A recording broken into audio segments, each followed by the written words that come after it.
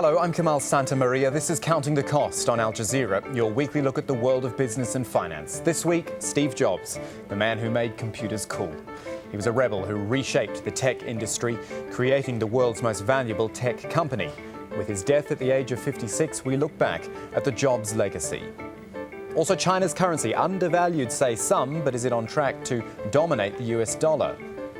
And the men who want to take you into space, or before that, fly you from New York to Sydney in just 4 hours.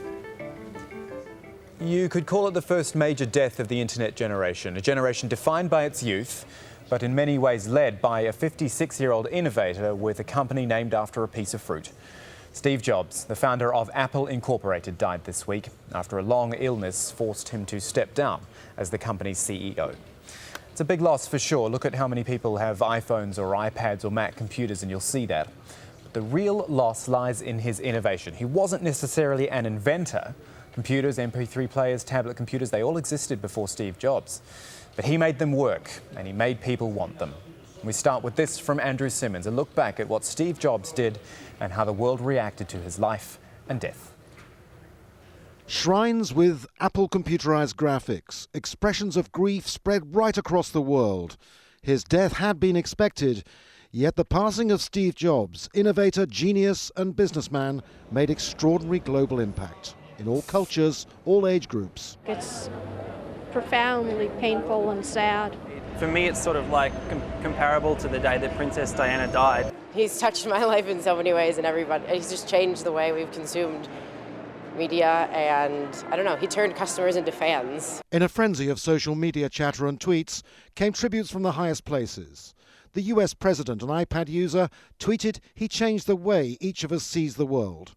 From Bill Gates, for those lucky enough to work with Steve, it was an insanely great honor. And from the man Jobs used to share a garage with, making the first Apple computers and becoming millionaires in their 20s, came this tribute. What do you say? It's like the world lost a John Lennon. I mean, Steve was clearly the most outstanding business thinker, and almost everybody who's high up in the technology business recognized that somehow he had the ability to think out new ways of doing things. Throughout his lifetime, Jobs showed he could see into the future with his products, and they became an essential part of many people's lives. Our collective efforts have changed the world of personal computing forever. Macintosh is small and friendly. Our hands shall talk themselves. Back in 1984, the Macintosh launched.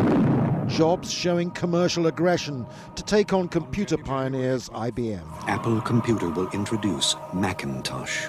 And you'll see why 1984 won't be like 1984. But it didn't deliver high enough profit margins, and in 1985 Jobs was forced to resign. His next moves included computer animation and Pixar. It showed signs of sinking until the success of Toy Story and Finding Nemo. 12 years after being fired, Jobs was back at Apple, saving it from failure. Plug in. Products like the iMac, then the iPod breakthrough, along with its best-selling legal download site, iTunes. As if the iPod wasn't a world beater, the iPhone was next. Apple on the way to becoming the world's most valuable technology company, following through with the iPad tablet computer, many analysts predicting it wouldn't catch on. Defying market analysts, overriding the latest recession, the gaunt figure of a genius was at the same time fighting pancreatic cancer, ultimately with a liver transplant. But all his brilliance and wealth couldn't win that battle. He had talked openly about his imminent death. Death is the destination we all share. It's life's change agent. Steve Jobs takes a place in history at the top of his industry, and not just the creator of gadgets, but iconic inventions capturing the hearts of so many consumers. We do need to step back, though, from the man and the legend which has sprung up around him, because in the end, Apple is more than just one man. It is a company. It is a very successful one at that, which formed its success around simplicity, functionality and aesthetics, and the results really speak for themselves. We're going to show you some numbers here. Bring up the iPad, and we're going to start actually with a comparison, because back in July, a statement from the US Treasury showed the US government had an operating cash balance of $73 $2.8 billion. Have a look at what Apple was reporting a month earlier in its earnings report. $76.2 billion in cash reserves. It was taking in more than it was spending. It was more cashed up than the world's biggest economy.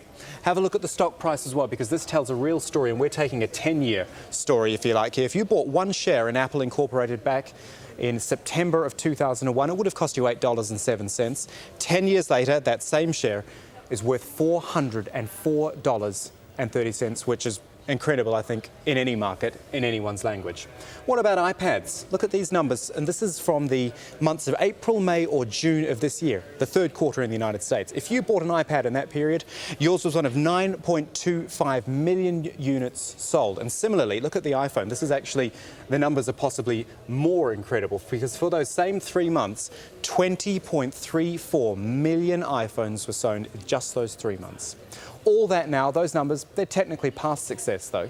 What we query at this point is whether Apple can actually keep up this sort of momentum in what is now a post-Steve Jobs era. I think that Apple will, in the short term to medium term, face very little challenge. They have some tremendous, thanks to Steve Jobs and his leadership, some tremendous and highly innovative products going forward. The question will more be 5 years out, 8 years out, will Apple be able to do the thing that Steve Jobs has done in industry after industry, you know, revolutionizing the computer industry, revolutionizing the mobile phone industry, taking on the music industry, moving into television. These are the kinds of moves that take a true visionary, and this really is, to a huge extent, Steve Jobs' legacy, to be able to reinvent not only himself, but entire industries. The way he's changed PCs, the way he's changed phones, the way he's changed tablets is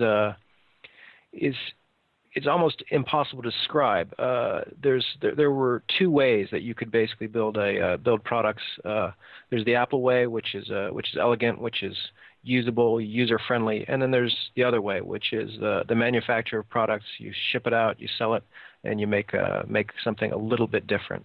And I think a lot of folks are going to be thinking about the Apple way from now on out. It was truly the iPhone which enabled consumers the ability to discover and to do things on mobility as a platform.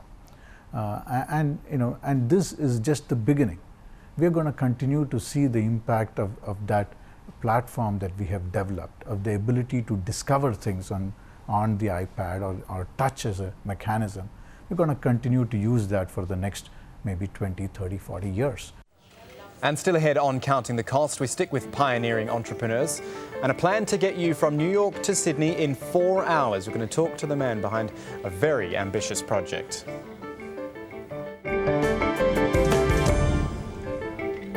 Now, blaming China for the lack of jobs is back on the agenda in the United States. Just how is China apparently doing that? Well, Beijing is, as we know, accused of manipulating its currency, keeping it weak compared to the dollar. But this is what Ben Bernanke, the chairman of the US Federal Reserve, had to say. He said, right now, our concern is that the Chinese currency policy is blocking what might be a more normal recovery process in the global economy. It is, to some extent, hurting the recovery. And he was backed up by President Barack Obama, whose re-election chances really depend on slashing that stubbornly high unemployment and reigniting the economy. China has been very aggressive in gaming the trading system to its advantage and to the disadvantage of other countries, particularly the United States. And I have said that publicly, but I've also said it privately to Chinese leaders. And currency manipulation is one example of it, or at least intervening in the currency markets in ways that have led their currency to be valued lower than the market would normally dictate. And that makes their exports cheaper, and that makes our exports to them more expensive. So we've seen some improvement, some slight appreciation over the last year, but it's not enough. Now, unsurprisingly, the Chinese deny all of this, and they've got arguments sort of on their side. They say the yuan's appreciated 7% against the dollar since June of 2010, but the US trade deficit with China is still going up. They say it's appreciated 25% against the dollar since 2005, and US unemployment rate has still gone up from 7 to over 9%. So basically, China is saying a stronger yuan will not, and in their mind, has not already helped the United States. Now, China, along with other emerging powers, has been building up its currency reserves, thanks largely to exports. Combined, they're now estimated to hold more than $4 trillion in reserves. And we're talking the BRIC nations here. We'll run you through them. Starting with Brazil, which has got $352 billion. Russia, with currency and gold reserves of $526 billion. India, $312 billion, and China's got the lion's share with $3.2 trillion. Now, the remarkable thing is that a decade or two ago, these nations all needed help from the International Monetary Fund. Now it's hoped they can use some of that money to help Europe. Harry Fawcett has more now on what Beijing could do. Europe is used to getting what it needs from China. Beijing's single biggest trading partner, the European Union, buys 22% of China's exports, weaving their fates together in the wider global economy. But can the Europeans really expect China to export enough of its cash to help rescue them from their debt crisis? Is a Chinese bailout on the cards? I don't think China can single-handedly, bail out Europe. That's just an unrealistic expectation. Having said that, I do think the Chinese government will be quite willing to be part of the global efforts led by obviously Europe itself. One hope had been that China could be persuaded to buy government bonds in Europe's most indebted nations. But last week, the head of Beijing's sovereign wealth fund said it wouldn't take on that high-risk debt without a clearer picture of just what Europe intended to do about it. At the same time, China doesn't want to see Europe plunge into chaos, lowering demand for its products and endangering the euro, for Beijing a valuable third major currency after the dollar and the yuan. It sort of breaks also the bilateral relationship and confrontation between China and the United States. So in many respects, China needs Europe and needs the euro, and that's why there is so much support as well as concern about this crisis. The message then that European leaders should expect Chinese support for a coordinated recovery plan, but no short-term cash injection, while they continue to argue about what that plan should be. Right, so all that gives you the political backdrop to what we want to talk about now, the idea of the yuan becoming a serious rival to the US dollar. Now, there have been moves by Beijing to internationalize the currency, and we've got Daniel Hui with us now from Hong Kong to talk about that and other currency-related issues. Daniel is the senior currency strategist for HSBC in Hong Kong, and it's good to have you with us. Daniel, if I can start with what Beijing has actually done here. Now, Hong Kong has this unique role of being the international centre for yuan trade. Just explain to us what that means and what Beijing is trying to do. Okay, basically what the Chinese have done is take renminbi liquidity and allow some of it to flow offshore. Now, before, the way the system worked is renminbi really could only exist onshore and could only be traded onshore. And this was in part because of the capital account regime that China had built in order to protect its domestic market against global volatility as it continues to try to reform its domestic financial system. So now, it's trying to get its money. Domestic financial. Sorry, it's trying to get its money out there, but still retain some control over it. Is that a layman's way of looking at it? Well, I mean, the issue here is really the sequencing of your market reforms and your integration of your financial markets with the rest of the world. Now, most people thought that the so-called internationalization of the renminbi would take perhaps decades. Because of the long process and kind of the carefulness that you need to take with reforming your domestic financial system. But what China has effectively done is leapfrogged this, really by allowing the renminbi, a little part of it, to leak outside into the offshore market, primarily here in Hong Kong, and has already allowed it to be traded as a freely deliverable currency. Tell me about this argument about the valuation of the yuan. We heard, the United States for a long time saying that the yuan is, or renminbi as you call it, is being undervalued. Is there truth to this? The Chinese argue back and say, look, it has appreciated over the years against the dollar. Is anyone right here, or have we got good arguments on both sides? Well, I mean, there is a vicious debate going on right now as to the fundamental valuation of the renminbi. Is it significantly or even massively undervalued, as some in Washington might claim. The Chinese would point out to the fact that their current account surplus, which was double digits in 2007, has fallen significantly down to around 4 to 5% of GDP in the last year. This is a significant normalization, and the Chinese would point to this as evidence that the value of the renminbi may be closer to fair value, especially compared to where it was a couple of years ago. Now, if I could make the point that the fundamental imbalance in the FX market is one of the constraints for China to further liberalize or rapidly liberalize its domestic financial system, and thus creates the necessity for the capital account regime to remain in place, and therefore creates a necessity for bringing the renminbi here to Hong Kong and to liberalize the renminbi here in Hong Kong first before they open up the broader domestic market. What about long term? I don't know how far in the future we're looking, but this idea of the yuan being a true rival to the US dollar. It wasn't that long ago, I remember people talking about the euro and seeing the strength in the euro in those days and thinking it was a possible rival to the dollar, and you could even start pricing oil into a basket of euro currencies. We know what's happened now there. What about the yuan? Right, certainly. Well, we believe that the developments taking place with the yuan will eventually lead it to become one of the alternatives to the dollar as a global reserve currency. And it's very significant what's happening now. But does that mean that the renminbi is ready to perhaps replace or to act as a true challenger or alternative to the US dollar? Clearly, we're not at that point yet. But it is significant that the process has started, and we're actually seeing real changes. So if I could draw a comparison, for example, to the Europe, which you had mentioned, we're probably where we were around in the early 90s, right after the Europeans had signed the Maastricht Treaty, but before the euro really came together as a global currency, before the euro really emerged and replaced the Deutschmark, for example.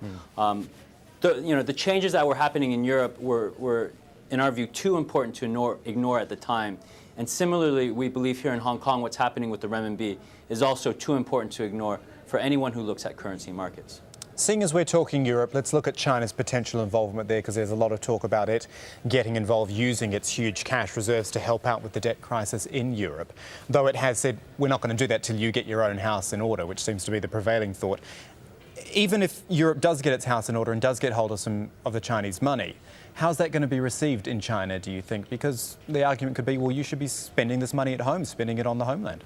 Certainly, and there's a whole separate debate going on domestically within China about some of these major policy decisions which have been made, which have resulted in the accumulation of $3.2 trillion worth of reserves, much of which is placed in U.S. Treasuries, which recently got downgraded, for example.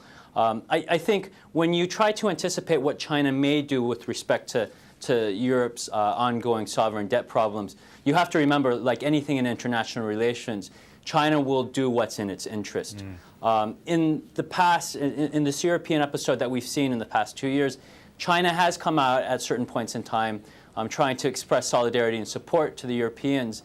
But at the end of the day, they won't put their money into a losing proposition, at least not without getting something in return. So what you've seen recently, for example, is high-level policymakers in China really linking the European issue and the potential purchase of European securities by the Chinese in exchange, for example, for some concessions in terms of the way that Europe treats China in terms of the global trade regime. Daniel Hui from HSBC in Hong Kong. Pleasure talking to you. Thank you. Now something completely different, space travel. If it does take your fancy, then you do have options, actually. They're just pretty pricey ones, anything from $20 to $35 million. But the race into space has also led to a sort of parallel quest for long-distance Earth travel done at space-like speeds. We all know about billionaire Richard Branson's efforts to put paying customers into space to experience a few minutes of weightlessness. A ticket on the Virgin Galactic, though, would cost you $200,000. Then there's this team, managed by another billionaire, Mikhail Mol, the co-owner of the Formula One racing team India Force. His venture is called Space Expedition Curaçao. With flights some 15 years off, they're hoping to cut down travel times. And this is the Hypermax Sonic Star, a business jet that travels twice as fast as Concorde and could theoretically fly from New York to Sydney in 4 hours. And guess what? We've got Hypermax boss waiting in Counting the Costs London studio, Richard Lugg. Thank you for joining us. How far away are you from realistically achieving this? We are approximately 10 years out for being flying aircraft, so 2021. Okay, and where have you got the money from to do this? You sound American, but you're in London. There's British involvement? I'm actually British, and I live in the United States, and I also spend time in the United Kingdom. Our financial backing is through a group of investors that we've been working with for a number of years, and it's been very good. It's been very good for us. It is a sector, or at least part of the aviation sector, which has a lot of popularity, or at least a lot of attention, really. The likes of Sir Richard Branson from Virgin, Michael Moll from the India Force Formula One team. So what's made you want to throw your hat in the ring too? Where's the benefit in the end?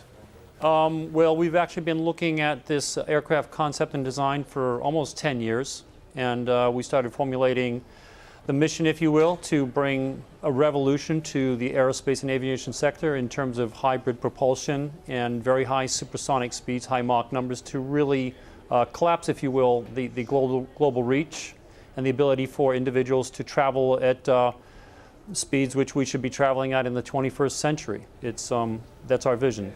And Airbus, or at least Airbus's parent company, EADS, is helping you with this. So what is their long-term view? Because obviously they make regular big passenger jets, which are the staple of the skies, not sort of one-off planes like yours. Do they share this long-term view of going into supersonic travel? We're not certain of their long-term view. We have a vision that there is going to be a definitive sector for very high-speed travel, which would be very much aligned to our more traditional, subsonic or lower speed travel globally. But for there's a sector that's growing, and will have a demand to have global reach and transcontinental travel at very high speeds and really cut that time down. So you want to make this type of travel the norm eventually down the track? There is the potential for it to be, more of a norm. A sector that you could sign up and travel with as you would, today, purchasing tickets to wherever you may want to go. Yeah, but I'm willing to bet it's going to cost a lot to purchase those tickets, certainly in the short term as you get off the ground. Do you think you can make this not prohibitively expensive in the decades to come? Yes, because on the technology side, the propulsion systems that we're developing, which is truly a hybrid propulsion system, is addressing the issues of cost in terms of operating costs and fuel costs and that sort of thing. So you're going to be traveling at efficiencies that are at where we are today, if not better. That's one of our technical goals. That's where we are. Okay. Looming large over any business at the moment is what we collectively term the global financial crisis, 3 years in now. Has that affected your plans going forward? Has it slowed you down at all? It is, no, it has not affected our plans and has not slowed us down. It's quite interesting. We seem to be in a position where we're actually accelerating our development program.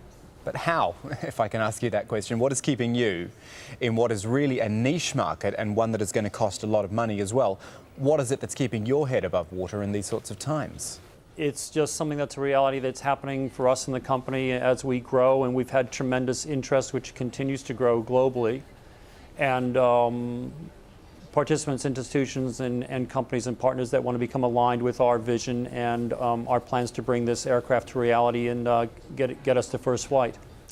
Do you consider yourself, Richard, or your group to be an innovator? The reason I ask this is because in this program we've looked a lot at one of the great innovators who we just lost, Steve Jobs, the type of person who sort of makes extraordinary things happen. Do you consider yourself and your business to be in that bracket of innovators, the ones who want to push the boundaries?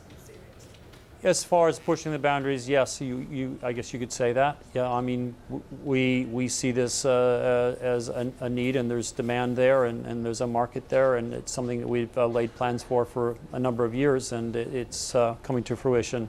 Yeah, because the world needs innovators at this time, doesn't it? People who can. It does. People who can still dream big even in times of hardship. Absolutely, in all industries and in areas of life, for sure. All right, Richard Lugg from Hypermax, thank you and good luck with this venture. Before we leave you this week, a final thought on Steve Jobs. You know, one of the most used words in the English language is I. And I'm willing to bet that since Steve Jobs started unleashing iMacs, iPods, iPhones and iPads on the world, the usage of at least the letter has gone up. These things became so big, they got into the mainstream. They became, and I know it's an overused word, but they became icons. The thing is, Jobs wasn't a genius. Maybe he wasn't even a visionary, as so many have said. Jobs was a guy who just got it. The idea that if you make a product that works well, is simple to use and looks good, then you're going to sell a whole bunch of them. It sounds overly simplistic, and maybe that's just the point. In business, in life, keep it simple. And as Jobs himself said, stay hungry, stay foolish.